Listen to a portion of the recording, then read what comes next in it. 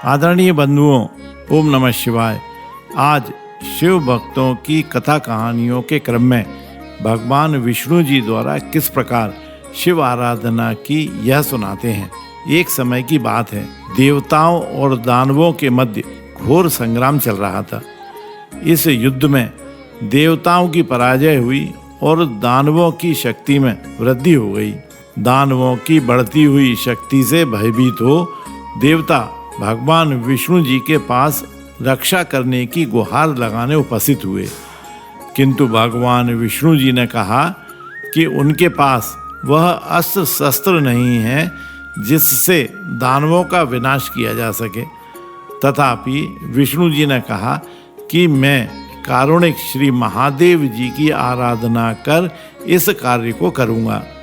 भगवान विष्णु जी के ऐसे वचन सुनकर सभी देवता अपने अपने धाम को चले गए। इधर विष्णुदेव क्षीर सागर का सुखद आसन छोड़ कैलाश पर्वत के समीप पहुँचे और वहाँ अग्नि का कुंड बनाकर तथा हरीश्वर नामक ज्योतिर्लिंग की स्थापना कर देव भगवान महादेव की आराधना मानसरोवर से समुत्पन्न कमलों से विधि पूर्वक करने लगे। श्री विष्णु जी का नियम था कि शिव सहस्त्र नाम का पाठ करते जाते और प्रत्येक नाम पर एक एक कमल शिव जी को चढ़ाते जाते।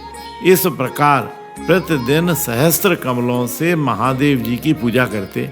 ऐसी आराधना करते करते जब बहुत समय व्यतीत हो गया, तब एक दिन महादेव जी ने उनकी भक्ति की परीक्षा करने के लिए उन 1000 पुष्पों में से एक पुष्प अपनी लीला से कम कर दिया। सहस्त्र नाम समाप्त करते करते जब अंतिम नाम आया तो एक कमल कम देख विष्णु जी बहुत चिंतित हुए और कमल पुष्प की प्राप्ति के लिए संपूर्ण पृथ्वी पर भ्रमण कराए, किंतु भगवान शिव जी की लीला से उन्हें कहीं भी कमल पुष्प नहीं मिल सका। तब उन्होंने विचार किया कि वेदों ने मुझे कमल नयन कहा है, अतः विष्णु जी ने 1 सहस्त्र संख्या की पूर्ति के लिए अपना कमल रूपी नेत्र शिव जी के चरणों में भक्ति पूर्वक समर्पित कर दिया।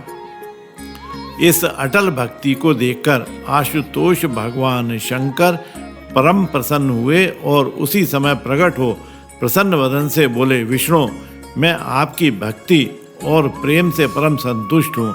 आप मनोवांछित वर मांगिए, आपके लिए कुछ भी अदेय नहीं है।